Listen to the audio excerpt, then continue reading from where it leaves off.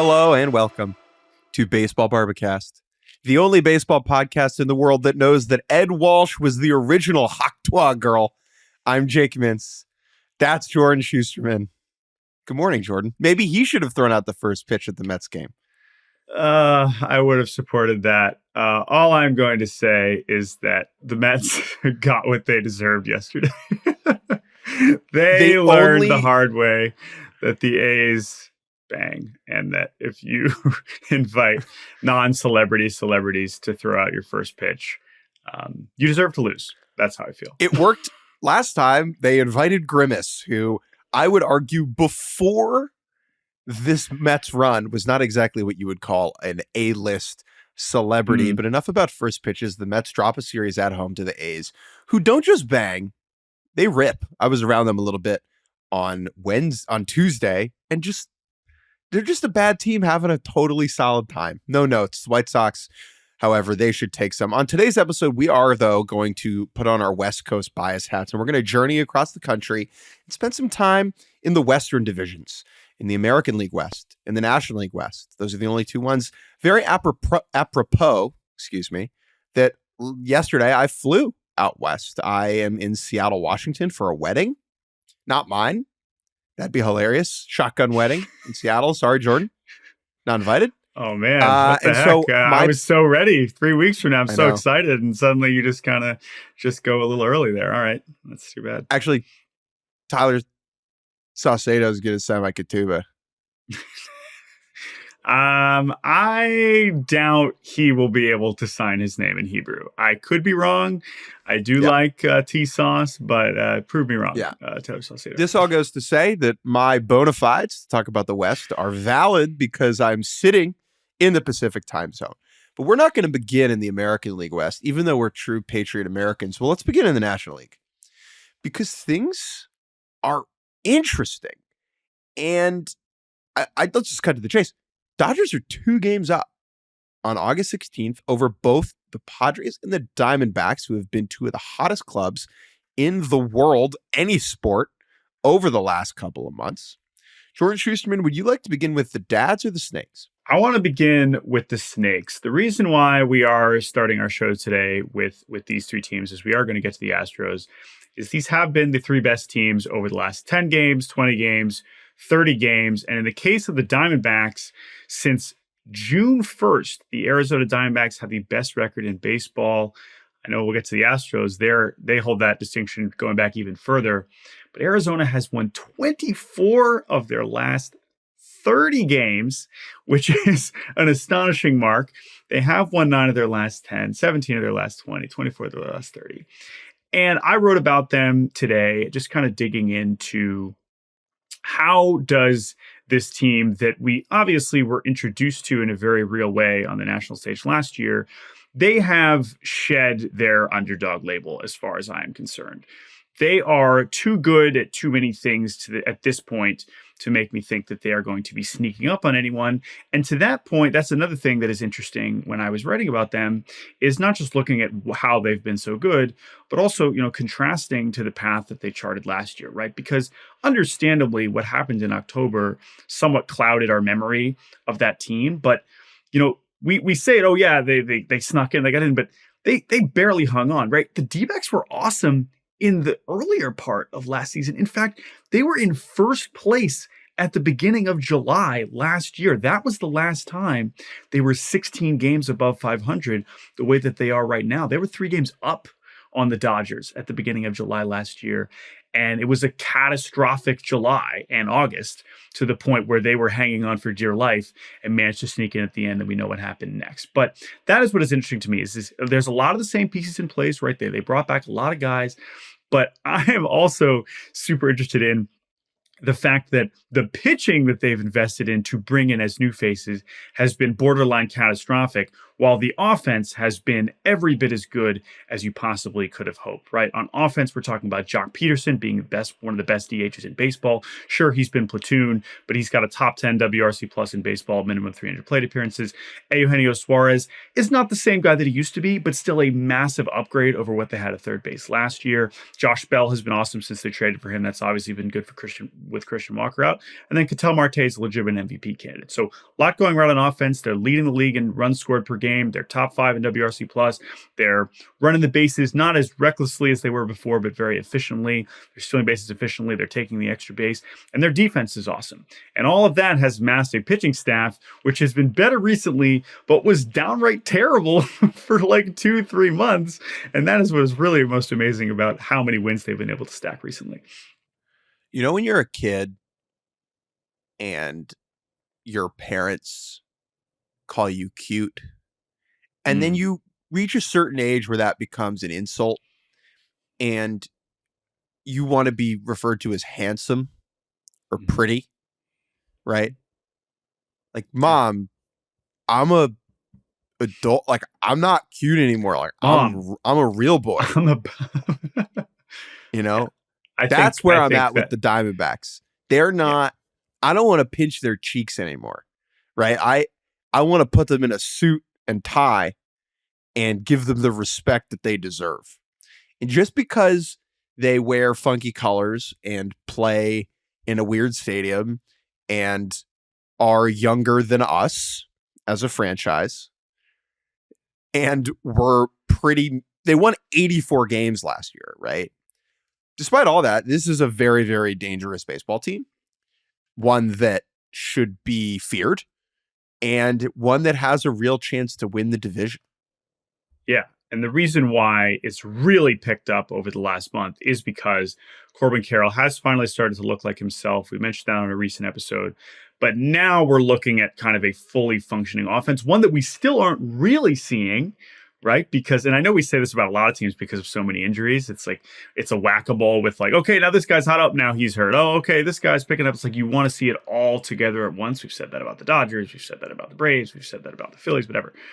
You know, they've been without Christian Walker now for a few weeks. Gabriel Moreno has been out. I know Adrian Del Castillo has filled in nicely, and he's been a fun story. But we haven't actually seen the best version of this Diamondbacks offense yet, because when Christian Walker was cruising, Corbin Carroll was still figuring it out. That's what's really exciting about the best version of this D-backs team. But the number one question here, before we pivot to San Diego, is what in the world is this rotation going to look like? Because it both down the stretch and in the postseason potentially, right? Because while the bullpen got a lot of attention, and I was critical of them for not addressing it more coming into the year based on how hard they rode them in October last year, the bullpen actually has been really good. They have baseball's best record of one-run games, and even with the drama with Paul Sewald recently, they have other options. Justin Martinez, one of the best rookie pitchers in baseball this year. He's been good at everything except for, he walks guys, but besides that, one of the most bright red baseball savant pages we have in the league this year. And he's 22 and throws 100 and throws a 90-mile-an-hour splitter and slider. He's outstanding. Yeah, he's super good. I don't know how much I October trust that guy right now. It seems like a lot of, this stuff is absolutely outrageous and he's proven it, but rolling into October with a rookie as your most important high leverage reliever is a little bit concerning for me. The rotation, though, you're right, is really interesting because last year it was Zach Gallen, it was Merrill Kelly, it was rookie Brandon Pfaadt, and it was cross your fingers and pray in game 4 of a playoff series. Then they went out and signed 2 big free agents in Jordan Montgomery and Eduardo Rodriguez, neither of whom inspire a whole lot of confidence right now. I think they've both been a little bit better recently. Rodriguez has only made a handful of starts coming off the IL, but it's certainly not as clear, where last year was like, oh, Zach Gallen, that's a win. Oh, he's pitching Zach Gallen. That's going to be a win. Yeah. And we haven't been able to say that, but now Gallen's dealt with hamstring issues. Merrill Kelly missed a bunch of time. He just got back. As you mentioned, Erod's only made 2 starts. But Montgomery's been downright terrible, and he's been slightly better recently. But only Kyle Hendricks has a higher ERA among pitchers with 80 innings pitched than Jordan Montgomery. Okay? And he's trying to do that. Right. Hendricks. Right. Kyle Hendricks, like Jordan Montgomery, this is not what they obviously paid for. And I know they didn't give him the longer term commitment like with You Eron, got to but like, tell him, just it's like golf, dude. You're trying to go low. It's as simple as this. If the postseason started tomorrow, is he even on the roster? Yeah, he's on the roster. Now that Merrill Kelly's back and now that Erod's back, like, I think he is. But like, I mean, he's obviously not been one of their best pitchers. Ryan Nelson has actually been sneaky very good recently. And Fott is leading their team in innings by like 30 innings, and that was not the plan, right? You were hoping Brandon Fott could be a good mid-rotation starter, which he has been, but he shouldn't be leading your team in innings. And so that is why there are so many questions that need to be answered by this pitching staff down the stretch. But the offense is going to give them a pretty big margin for error here. Now, we're going to get into some of the schedule stuff, and that's related to, as we talk about the Padres and the Dodgers here. They do have a tougher schedule than those two over the final 6 weeks. But to your point, I am definitely more of a believer in this team and excited to see how much better they can get once they really are fully healthy, both on the mound and in the lineup. You know, my Aunt Susan has always been horrified of snakes. And when I was younger, we used to send like plastic snakes in the mail to her. Like we would put a little plastic snake in an envelope and then she would like open the envelope and it would like jump out and she would be scared and we would all laugh. And I've kind of reached a point where I understand why she was afraid of the snakes all along. Although something that Aunt Susan's not afraid of is my dad. And maybe we should talk about the Padres. Yes, and that is a good transition to the Padres of San Diego, who, sorry, Padres, I think Russ wrote about the Padres this week. So we got all three of these teams covered over on the website. So but on this podcast, you'll get words online from Jake and Jordan for the Astros and Diamondbacks. But the Padres have been right there. They have the same record as Arizona. They are like Arizona now, fighting 4.5 games up, all as tied for that top NL wildcard spot. And they too are chasing the Dodgers. And the Diamondbacks' strength certainly complicates things because we have already thought about the Padres in relation to the Dodgers a lot over the last few years, but they have also been extremely impressive. And I would say that I think coming into the year, I was more optimistic about the Padres than the Diamondbacks because I did feel like there was a lot about this team that I really liked. Now, there are certainly some questions in terms of the depth of this rotation, but offensively, they still have a lot that's certainly going right recently. There's something very cathartic about watching the Padres be good for me. Since they became relevant and changed their uniform colors, they really haven't lived up to the outrageous expectations besides the unforgettable stretch in 2022 in October against the Dodgers. Like, I don't want to discount that, but it always feels like the gap between what the Padres are and what the Padres can be there's something frustrating about that. Even as a neutral fan, as someone who doesn't, bleed brown and gold or whatever. And I can only imagine for Padres fans, that feeling is infuriating. So to see this karmic return to equilibrium, to see the baseball gods shine down upon the Padres recently has been very nice. Getting to play the capsizing Pittsburgh Pirates 6 times over the last week and a half certainly helps. I think help. You, and 7 of our middle school friends might be able to take on the Buccos at the moment. Oh. But last year, remember, not against Paul Skeens. Last year, remember, they were really good and outrageously unlucky. Their batting average with runners in scoring position was terrible. They were like losing every 1-run game in sight. And this year, we're getting some things with the Padres where it's like, how is this happening? David Peralta, who is filled in for Fernando Tatis Jr., has a 127 WRC plus since June 1st. Sure. If David Peralta had never played another baseball game before this year, I would have been like, yeah. Instead, he's like contributing while San Diego's best player has been out for 2.5 months. Kyle Higashioka, their backup catcher, has 13 home runs since June 1. Outrageous. Just outrageous stuff. Xander Bogaerts has been back for about a month. He's still not hitting for power, and the BABIP is pretty high, but he's certainly been better than he was. Manny Machado's been really good. And then on the pitching side, I'm going to ask an inflammatory question. Okay. Did the Padres win the Juan Soto trade? The second one. And I guess the first one by proxy. The second one. What's the Padres record? No. What's the Padres record in Juan Soto trades? What's their record in Juan Soto trades? No, I'm not going to declare them even at 500. No. I understand what you're sort of getting at.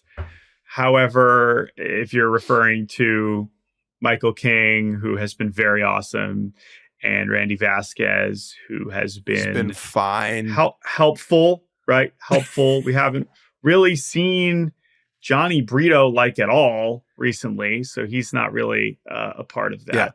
But we know that they also got Drew Thorpe, who they flipped, right? So that's part of that discussion to some degree. I hear what you're saying. I would still say no. Wrong time to be talking about how trading away Juan Soto is a good thing.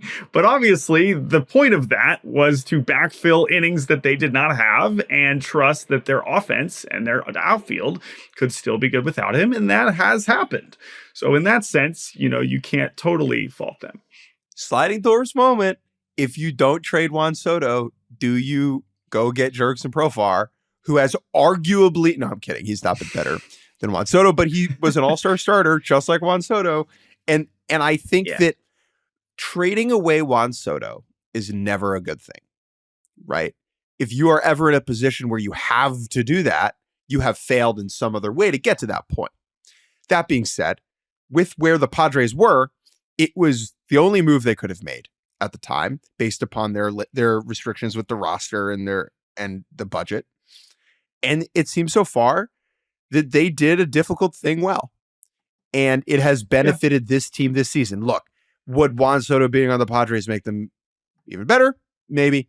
But based upon where they were at, I think it's done wonders for them this season. Yeah. Last thing I would say about the Padres, I mean, we've hit on Jackson Merrill, but oh my goodness, he has just been tremendous.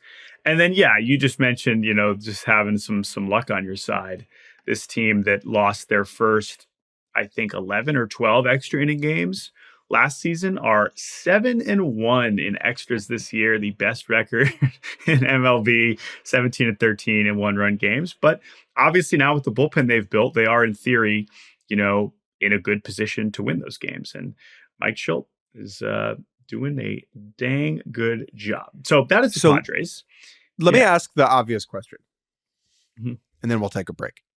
Can either of these teams chase down the Dodgers? Now, saying the words chase down doesn't really describe it, because in some ways they've already chased them down. They're 2 games back. That's like a car chase. That's like an O.J. Simpson car chase. Like, you're right behind the guy. You've already done most of the chasing. You just got to go the last 2 steps. But sure. Let me rephrase. Can either of these teams win the division? Will either of these teams win the division? Los Angeles's division winning odds right now are at 61%. It's the lowest it's been all season. I believe that is the lowest mark this deep into the season since 2021, when the Giants, inconceivably won that division that year. They have not been bad, the Dodgers. They just split a series with the Brewers. They just look a little bit more flawed, and they haven't been as scorching hot as these other 2 teams. So Jordan Shusterman, my dear friend, who's signing my Katuba, how do these 3 teams finish the year in the division? I think the Dodgers will hang on. I do think it's going to be close. And I think that because strength of schedule leans a little bit more in San Diego and LA's favor, maybe SOS is overrated at this time of year, but I still just look at what Arizona has ahead. And when the margins are this thin, I think that I am still going to lead towards the Dodgers, especially since they're in theory getting healthier now. And they're also going to be back kind of more at full strength than they were as this lead kind of collapsed on them. It's interesting thinking about 2021, right? Because that was a season in which they were neck and neck with the Giants the whole season, right? That was not like they had lost a lead. They were just inexplicably in this unbelievable historic division race.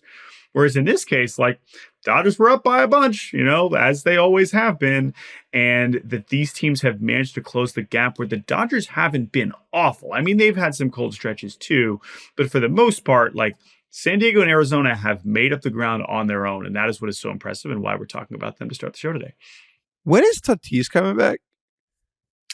I don't know. That was definitely something I was curious about. And that feels like a pretty significant X factor. I don't believe he's like close to starting a rehab assignment. So with that in mind, okay. I imagine we're still a couple weeks away. I'm going to go out on a little limb here. You got to pronounce that B. Okay. The San Diego Padres are going to win the National League West. And here's why I believe this. Or at least here's why I'm saying this. Do I believe it? Who knows? What has been the defining storyline of the 2024 Major League Baseball season, Jordan? Injuries. The Chicago White Sox suck ass, and the Padres are the only team. The defining. Okay, sure, yeah, okay, yeah, all right, got it. The Padres are the only team in the division who still gets to play the White Sox. They have 3 against the White Sox and 3 against the Rockies left. I think that's going to be very helpful. I thought you were like, what's one thing that could make the White Sox season even worse? Oh, remembering that they had Fernando Tatis Jr. and then he comes back and, fuels the Padres to a division title. But okay. All right. But I like the idea of yes. Tatis coming back and getting hot against the White Sox and everyone's like, revenge game. Hilarious. Anyway, the Dodgers, when I saw them earlier this year, I was just so relatively uninspired. I know. And they just have so bad. Yeah. I know. So I'm going to go Padres, Dodgers, Diamondbacks. Okay. All 3 obviously. I hope we get it. playoffs. I hope we get it. Yeah, at this point, they're both looking awesome. And then, obviously that sets up for potentially a D-backs Padres, 2 of these 3 series. So let's just be right. 2 of these 3 teams will likely play one another in the first round because they've opened up a lead over that 3rd wildcard spot, which the Braves currently hold. And those will be the 4 and the 5 seed. So the 6 seed plays the 3, that 3 seed, chances are it's the Brewers, right? And so like Braves, Brewers, and then Dodgers, Padres, or Diamondbacks, Dodgers, like that's going to be really fun to watch. Let's take a quick break so I can blow my nose. And when we return, we'll talk about the Astros. And welcome back to Baseball Barbacast. Jake Mintz, Jordan Shusterman. The Houston Astros looked cooked. At the end of April, on April 27th, they had a really bad record. I don't actually have what it was up in front of me, but it was really bad. You can trust 6-19, right? I'm a doctor. I think it was 6-19 at one point, which it was like no team has ever come back to make the playoffs after being 6-19. The Astros were like, don't worry about it. We're in a pretty embarrassing version of the AL West in which we will make up this ground in a hurry and now lead the American League West by 3 games. We will talk about the Seattle Mariners later during the bad portion of Good, Bad, and Uggla. But Jake, let's keep the focus on Houston. You wrote about them today. What has been going well for them? Well, I want to just talk about the ethos of the Astros for a second. The image that came to my mind was Evel Knievel. Okay. So the Houston Astros are standing on the edge of a large gorge or a canyon or a ravine. They have like a little ramp for their motorcycle. And the Houston Astros are pointing across this gap and they're saying, I'm going to do 7 backflips and land over this canyon. And everyone's like, no, you're not. And the Astros are like, well, we've done it for the last 7 years, so I think we're going to do it. And then they rev their engine and they zoom across the gap and they land the trick with ease. And there is a mentality that exists amongst teams with postseason aspirations every year at the beginning of the season when they struggle, really, or in the middle of the season when they struggle, where they say things like, oh, this is a good ball club. Oh, time will win out. Oh, the season is long. We got a great group of guys in here. We just got to play better. Every team says that stuff. Some believe it more than others. No one believes it more than the Astros. And that is because the confidence in that room is continually reinforced by results. When you make 7 consecutive American League Championship Series, in your mind, you're like, oh, well, we're just going to make an 8th. And it's not like this team wanted to get out to a horrible start in April. But I think when the rest of the world was screaming that the sky was falling, their confidence was basically where it had always been. I found an interview with Dana Brown on MLB Network. I think it was like May 7th. And Brian Kenny's like, you guys going to sell at the deadline? Dana Brown's like, I see no scenario in which we sell at the deadline. And everyone was like, what an idiot. And yeah, here we are again. Astros 3 games up over the Mariners. Now, let me just be very clear. Yeah. The Mariners being an embarrassment helps a lot. Oh, yeah. This remains, and we'll get into the specifics in a second, this remains, in my opinion, the most flawed version of the Houston Astros during this run. I have a lot of questions and a lot of concerns. But still, when the dust settles in a month and a half, it certainly looks like death taxes in the Stros in the West. Yeah, 7-19 was the record before they went to Mexico and beat the brakes off the Rockies, but it wasn't immediately better. Then they fell to 12-24, which is right around, I think, when that Dana Brown interview you were talking about, and that's when I was like, all right, I don't really think it's happening here. And then they've just been ridiculous. And what is so amazing is the only thing that was really going right for them early in the season was Kyle Tucker was playing like one of the best players in baseball, and it wasn't necessarily translating directly to wins. He has now been injured for a good June while 3rd, here. I believe. Okay, so he has not really been a part of this push, chasing down Seattle, whatever. It was a 10-game lead, and they are now leading the division by 3 games. So I don't know, as you mentioned with Tatis, it seems like Tucker's a little bit closer to coming back than Tatis, but still is not exactly days away. But when you have all these guys like Jordan, like Bregman, who's been awesome recently, Altuve still amazing at age 34. The bigger thing, though, is and why we're still like, all right, how are they actually going to be able to do this, and how far can they go? Can they win a postseason series to get back to a CS? Is again going to be coming down to the pitching. Justin Verlander made a rehab start last night, so it seems like he'll be coming back. But I also still don't really know what to expect of him. I don't really know what he is. Let me interject. Let me interject. Yeah. The difference is that they have to win 2 postseason series because Houston is not going to finish with a better record than either the American League East champion or the American League Central champion, which is hilarious, right? Probably the Guardians. I mean, and the Orioles and the Yankees. Might. They could. It is unlikely. Take a look at what that gap is. It doesn't look like it. Sure. It doesn't look like it. And at every point, like now that we have the bye structure, that's a big deal because I always think about this with like in football, where if you have a bye in the NFL and then you win your first playoff game, you're just in the NFC Championship game, like right away. Like there's no, there's like no playoffs. It's like, oh, they're 1-0 in October, in football October, and here they are trying to get to the Super Bowl. And that's kind of the ALCS run that the Astros are on. Like obviously, it's incredibly impressive, but because I believe at every point except for 2020's weird situation, they have just won 1 postseason series and then they're in. Not to downplay that.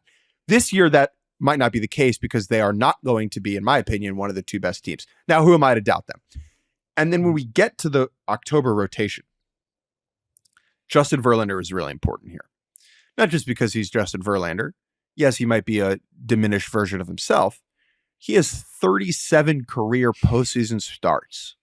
Okay. He's going to get the ball. If he's healthy, do you know how many career postseason starts Hunter Brown, Yusei Kikuchi, and Ronel Blanco have combined? I believe the answer is 0 or 1. The answer is indeed 0. Yusei Kikuchi pitched in October last year out of the bullpen. It was a super weird scenario. Yes. But none of those 3 guys have ever started in a postseason game. And so in the event where Verlander is not himself, I know he made a rehab start yesterday and he's looked good, and they have to roll with Framber Valdez, who rules, Blanco, Brown, and Kikuchi. I mean, I'm not the biggest believer that like just because have never been there before, you can't do it. I don't think that that's always true. Heroes rise.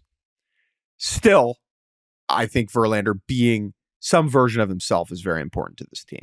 Now, the last thing I want to mention before I kick it back to you is the bullpen. So remember, over the winter, they went out and gave Josh Hader a Brinks truck. And the idea there was creating a monster in the back end with Hader, Ryan Presley, who had been the closer for a number of years, and Brian Abreu, perhaps the most underrated reliever in baseball. For the first month, that trio was awful. Okay. Since then, they've been great. Josh Hader has been Josh Hader since May 1, as has Brian Abreu. Presley, I believe, has been a little bit less than what he'd been in previous seasons, but the bullpen has stepped up as the season has gone on. Yeah. And, on the whole, 13 and 19 and 1-run games is not what you expect from this super bullpen that you have assembled. But I think when you dig into what it's been more recently, especially with Hader, which is really Presley is the guy he's 36, 37 now, and 35. But he's someone that we've started to see, even as he's still been the closer, we've seen some decline. Whereas it felt like Abreu was only getting better. And so when he was struggling earlier, it's like, what's going on here? But Hader, it's like you pay him this giant he has to be awesome. He has to be awesome. And he has been recently. And so that doesn't mean he isn't going to be, this is true for any closer, right? It doesn't mean if he blows one giant game in October that everyone's going to say, this is a disaster. That's very possible. But as far as recently, he's been exactly what they could have hoped. And it was quite the investment. But as for who, starts those other postseason games in that first series and that second series, Blanco has certainly proven himself. Framber has had a very strange season. Brown, very up and down. So I don't know. I think they're obviously very good. And if they do get Tucker back, this is still going to be one of the best lineups in the league. And that's Houston. This is not a team that we've been taking them seriously for quite a while. So no surprise there. Don't be shocked. One more topic before we take a break. Something we kind of should talk about. Article in ESPN this week from friend of the show, Jesse Rogers, about the potential for a 6-inning minimum starting pitcher rule coming to MLB. The idea being that starting pitchers are no longer the center of the show that they once were, and that teams are relying more on spot starts and bullpen days, and pitchers only go 4 or 5 innings, and then they give it to relievers, and that is a less entertaining product. And Jesse's article posits, would implementing a 6-inning minimum change the dynamic there? Now, I think we all understand what the quote-unquote problem is here. The problem is that pitchers don't work deep into games, and that creates a whole set of other problems. Now, the question is, does this idea of a 6-inning minimum solve that problem? Does it create other problems that might be a bigger deal? And there's a sentence in Jesse's article that I think gets to the heart of the issue here, which is, quote, the commissioner's office wants starting pitchers to spend more time on the mound, pitching deeper into games, and less time in the operating room, undergoing surgeries on their arms. Now, I would like to spend less time at the gym and more time looking at my big muscles in the mirror. Those two things don't necessarily connect. So, Jordan, I will kick the rock to you. Do you think that instituting a 6-inning starting pitcher minimum is worth the strife? I think that and there are a lot of contingencies in here, and I encourage everyone to go read Jesse's article. There are, of course, exceptions to this. You don't just make pitchers go out there and get through 6 innings, no matter what, if they're throwing 200 pitches and whatnot. But it is interesting because, to your point, on the surface, you read it quickly and you're like, well, that's counterintuitive. Why are we forcing pitchers to go deeper into games? But the key here is it's not forcing pitchers to go deeper into games. It's forcing pitchers to stop throwing as if they aren't going to go deeper into games. In other words, the reason a lot of people have assumed that we got here is because pitchers now, because they are not expected to go deeper into games, can essentially pitch at max effort for 4 or 5 innings, throw harder the whole time, not worry about saving energy. And if you're pitching at a max effort and not as concerned about getting through a game, or also in that, impacts just the style of the game in general with more strikeouts and also probably more walks and all these things. It's all combining to create a product that where we're at now is it's harder to hit than ever. And we're seeing more pitchers pitch, but not exactly the pitchers that we want to see pitch longer into games. It's about changing the incentive structure.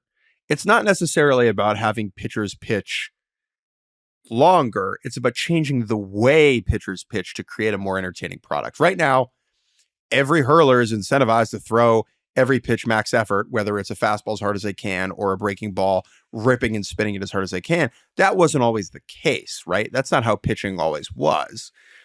And it's fair and understandable that that's what pitching has become because of technology and developmental advancements, et cetera, et cetera. But I am of the belief that it's not the most entertaining product. And so thinking about ways to incentivize a 93 mile an hour fastball, that is interesting. I don't necessarily think this is the way to do it. The strategy that I would recommend is the double hook rule. I love the double hook rule. The idea is if your starting pitcher goes 5 innings, you get to retain the designated hitter. If your starting pitcher does not go 5 innings, it could even be 6 innings. You lose the designated hitter for the rest of the game. I agree. I think that is a less extreme way that still gives teams both incentive, but also wiggle room to manage around and within this, as opposed to just being like, you got to go 6. I think what's important, though, the last point I want to make about this is that what you referred to as, these pitchers, they just get to go out there and throw max effort. That doesn't mean they don't want to throw deep into games. It's just that the way that they have now been training and the way that the teams are telling them to prepare is, don't worry about the 6th inning. We got a guy who no one's ever heard of that's going to come in throwing 100 with a 90 mile an hour slider. So you that is not your problem. That doesn't mean that the starting pitchers even today don't want to pitch, deep into it. It's just that is not what they are preparing to do. It's not optimized. Some of them are preparing to do that. Yeah, it's not optimized. Yeah, it's not optimal right now. It's easier as an organization to pluck some small school champion in the 19th round and send him to do a weighted ball program and have him throw a slider 80% of the time and have that person pitch the 6th. Okay. Yep. That's better than telling, I'm trying to think of an example. That's better than telling friend of the show, Carlos Rodon, to air it out in the 6th inning or pitch in a way that allows you to throw the 6th and the 7th. It just doesn't make sense. And so changing that structure is really going to be what shifts this. Now, I don't think this is happening anytime soon. Let's just be clear. This is kind of a little bit wonky and out there, and I don't think teams and players would go for it. That being said, it is certainly interesting. So kudos to Jesse for putting it out into the world. Yeah, and that's the thing. And they're very transparent here, right? The quote from the MLB official to ESPN, we're interested in increasing the amount of action, restoring the prominence of starting pitcher, reducing the prevalence of pitching injuries. There are a whole host of options in addressing those issues. And this is one that, as we've seen with many things in the way that the league has instituted new rules, they put it out there and they see how people respond and they see how players respond and they kind of get it in the discussion. And then you figure it out from there. And so I don't think that's a bad way to go about doing this, but I think that this issue in particular is going to take a lot of creativity, a lot of patience, and a lot of collaboration for a lot of different people involved. But I also think that the thing to remember, which is always important for any rule changes that we always think about, and we always say, that's so extreme, there's no way they could do this, is the sport adjusts. The players would adjust, the teams would adjust. That's the job, right? And so if baseball did decide tomorrow, you got to throw 6 innings, teams would figure it out. And I think that is a thing to always remember. They said the same thing about night games. They said the same thing about night games. Okay. Now they're all at night. Let's take a break. And when we come back, we will do the good, the bad, and also the Uggla. And welcome back to Baseball Barbacast on this beautiful, delightful Friday. It is time for the good, the bad, and the Uggla. Good, one thing good. Bad, one thing bad. One thing, Dan Uggla, odd, bizarre, weird, irreverent, Mr. Shusterman, what's good for you? Couple options this week, but I'm just going to keep it simple and keep it biased. And even though I'm not the Orioles fan on this here podcast, Kevin Brown being extended as the voice of your Baltimore Orioles is very cool. And not only because we've had Kevin Brown on this podcast, but just knowing how Kevin has kind of become synonymous with the rise of this Orioles team, and knowing that that will continue on in the future is really exciting. It's something that to have, we've seen like turnover in the broadcasting space recently across the league. And it's jarring as someone who, for us, I mean, the Orioles mean more to us than the average team, but like, we watch everybody. And so we get used to people in markets and on certain broadcasts. And not that I expected Kevin Brown to suddenly go somewhere else, but like, this is a really good decision. And it's not as important as, I love you, Kevin. It's not as important as extending Adley or Gunnar or whoever, but it's a big deal. And I think that in a similar way, it is a fan service and a true commitment to what you want Orioles baseball to be. And so I'm really excited about that for Kevin. When you are in a competitive window, you want there to be a voice of that. Mm-hmm. It is good branding, right? There's a reason the Allstate guy, you hear that voice and you recognize it. It's just the same thing. Kevin Brown's just like the Allstate guy. Okay. Mm-hmm. And for the Orioles to recognize that, I think is really important. What's good for me? Jordan, it seems like Tristan Casas is going to play some baseball, dude, in the major leagues.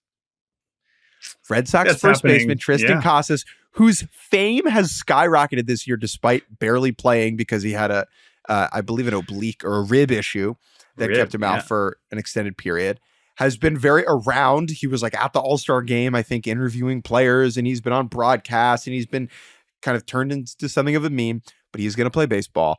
Casas is one of the more interesting characters we have in the sport. I remember when we spent draft day with him all the way back, I believe in 2018. Good cat, fascinating guy. And the Red Sox need a spark. This team has kind of been in something of a sludge over the last week and change. Now, it would be more helpful if he was a pitcher. That would be better for the Red Sox. And Dom Smith is raked in his absence. Yeah. Still, Tristan Casas returning is good for everyone. What's bad for you, Mr. Schusterman? The Mariners. So embarrassing. Not going to go too long on this. Embarrassing. I drove back from Toronto, more on that in a second, to Detroit to see the Mariners on Tuesday. Kirby Skubal, oh, this will be fun. I just went as a fan, sat in the outfield, enjoyed as a normie baseball person. They give up the most runs they had, most hits they had in, I think, 5 years. Kirby gets crushed. Defense, catastrophic, terrible. Okay. You can lose like that. It's like, well, that was embarrassing. You Tigers that, are a right? wagon, dude. They're a wagon, those Tigers. And hey, Kerry Carpenter is legit. Okay, great, whatever. But like, you lose that badly. Embarrassing. You flush it, you move on.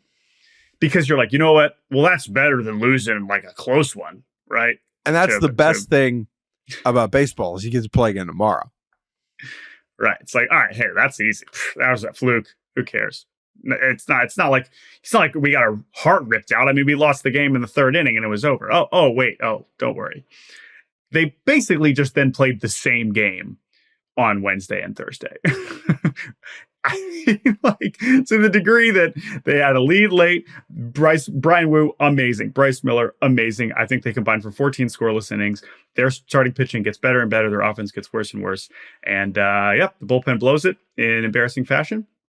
And but really because they can't hit, right? I mean, the bullpen has generally been good. Munoz hadn't allowed a hit in 14 games and then allows a home run to Javi Baez.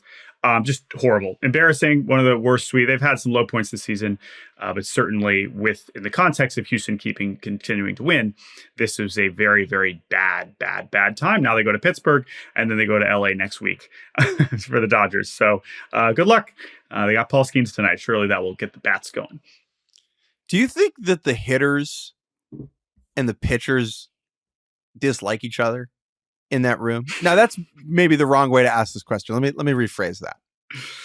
The pitching has been so good. Yeah. It's been so good. And the hitting has been Best so bad. So bad, the hitting. And I would imagine that if I was the pitchers, there would be a sense of frustration and disdain towards the incompetent offense when it is this stark, when the difference between the two units is this stark, right?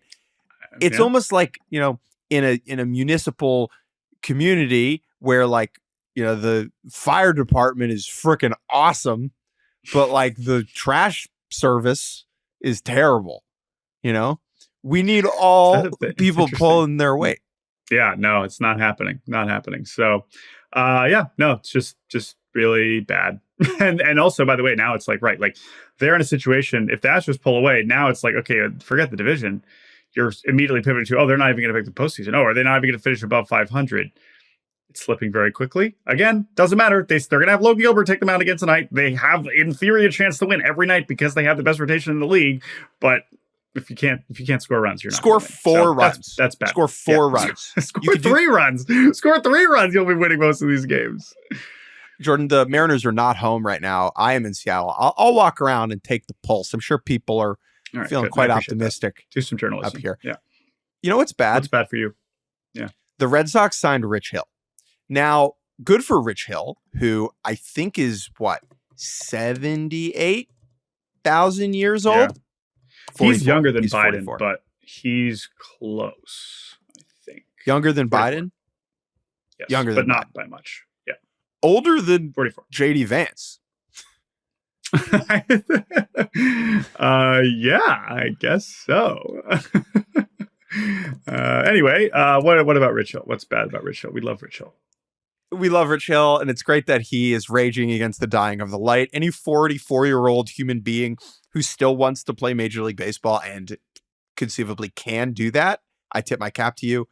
Rich Hill is one team short of tying the all-time record for most teams suited up for in MLB history, held by Edwin Jackson. And Rich Hill has already played for the Red Sox. So this is a waste. This is his 4th separate stint with the Red Sox. Waste.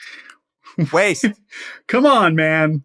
I know you're from New England. I understand that this is a team that means a lot to you, and I understand you want to retire as a Red Sox pitching that's all nice. I don't care. This is about me and my relationship with the Baseball Reference most franchises played for page. Okay, Go to the Rockies. Starting to understand. It's not like that. I mean, I'm sure there are some other teams that could use a pitcher. Although Boston, hey, White Sox has a pitch for the White Sox. Anyway, wrong Sox, Rich. Let's go to Uggla. You go first, Jake. Something I saw in the lobby of my hotel this morning is Uggla. Okay.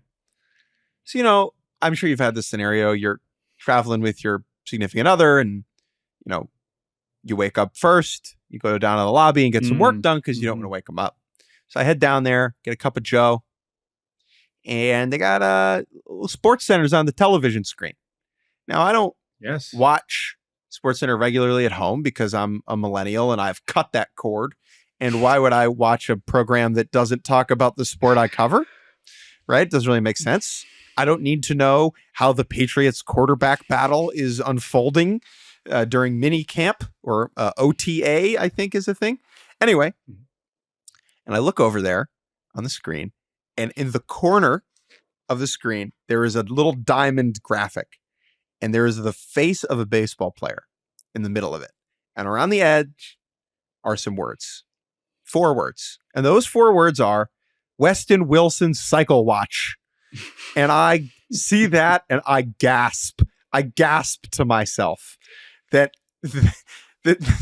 phrase, Weston Wilson Cycle Watch, made its way onto a Sports Center graphic. Now, the idea of that is so funny to me because, let's just get this out of the way. Weston Wilson, Phillies bench guy, hit for the cycle yesterday at home against the Nats. Phillies last 2 games have looked back. Kyle Schwarber with a cathartic grand slam against Miami, kind of reviving the energy of the Philadelphia Phillies, blah, blah, blah, blah, blah.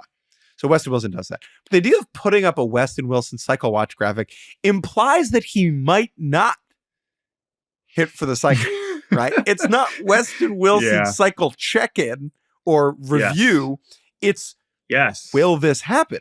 And like if you had Shohei Ohtani cycle watch or Aaron Judge cycle watch, it's one thing. But just to have Weston Wilson cycle watch, that is so good. I took a picture of it. That is so funny. I do think it is also kind of epitomizes. We don't have time to do discourse about how the big four letters covers our sport, but it does make sense because that is baseball things that make SportsCenter is just like historical achievement. Like basically no matter who you are, right? Because they're not really just talking ball anymore on SportsCenter. That's not really in the repertoire with all due to our ESPN friends that talk about baseball. So anyway. Also, just so you know, Drake May looked pretty good in the first preseason game for the Patriots against the Eagles. I believe they scored 10 points while he was on the field. Jacoby Brissett didn't look quite as good, so I think May is gonna take that cake there. He's gonna do it. All right. That's Drake May cycle watch. Jordan, I just texted you a picture of Weston Wilson cycle watch. I am looking at this and I'm like, man, I wonder if he's going to get it. He does. Spoilers. He does. Okay. So why would I watch? Well, that's why they have to tell you because it's like it should say watch Weston Wilson cycle. All right. My Uggla will be fast because I have San Diego radio to do in 3 minutes. Jake Mintz, I was in Canada and I encountered two pieces of baseball history that were just absolutely fascinating. The first was before I went to the Avril Lavigne concert on Monday, I spent some time on Center Island in Toronto, and they have a place called Hanlon's Point, which was the site of Babe Ruth's first professional home run, which is fascinating. He only had one home run in the minor leagues with the Providence Grays before he started playing with the Red Sox, and it happened in Toronto. So I thought that was cool. And then I drove to Detroit. I drove through London, Ontario, home of Labatt Park. Are you familiar with Labatt Park? So Labatt Park, we talk about Rickwood Field being the oldest, operating baseball stadium in the United States, which opened in 1910. Labatt Park has been open since the 1870s. And I learned is still home to the London majors of the Intercounty Baseball League. And I learned that the first recorded baseball game ever played a year before Admiral Doubleday was claimed, and he was playing baseball in Cooperstown, was in Ontario, in Beachville, Ontario, not far from Labatt Park, which was not called Labatt Park at the time. So anyway, Canadian baseball history is fascinating. And though I didn't get to see Joey Votto in his heroic homecoming as a Blue Jay, I did get to learn a little bit about baseball in Canada. Canadian supremacy. Good for you, Jordan. Clap it up. Valuable history lesson. How about that? Canada. Oh, Canada. Here's a random admission, then we'll end the podcast. I kind of gone down a skateboarding rabbit hole recently on YouTube. Oh, nice. And there was this skateboarder. Nice Houston action? Yeah. No, this dude named Andy Anderson. So if anybody out there listening knows about Canadian skateboarder Andy Anderson and wants to talk to me about it, please do. Because I just went all the way deep into Vancouver skate culture. And so I appreciate the focus on the Great White North. Thank you all so much for listening to this episode of Baseball Barbacast. Fun weekend ahead. The Williamsport game is happening on Sunday with the Yankees against the Tigers. It's the first time the Yankees have gone to that, so that'll be pretty cool to see. Aaron Judge next to a bunch of small children will be very funny. Because of the height difference. I'm actually more excited to see Aaron Judge next to the tall little leaguers to be like, that is the biggest child ever. I have this wedding in Seattle where hopefully no one talks about the Mariners. Jordan, anything else? You want to thank Andrew Hartz? No. Thank you to Andrew Hartz, the producer. You can email us at baseballbarbacast@gmail.com. And yes, tonight, Logan Gilbert against Paul Skeens. The Pirates have lost 10 in a row. The Mariners just embarrassed themselves in Detroit. One of those teams has to lose that game. And believe it or not, one of them actually has to win it too. Thank you all for listening, and we will talk to you all next week.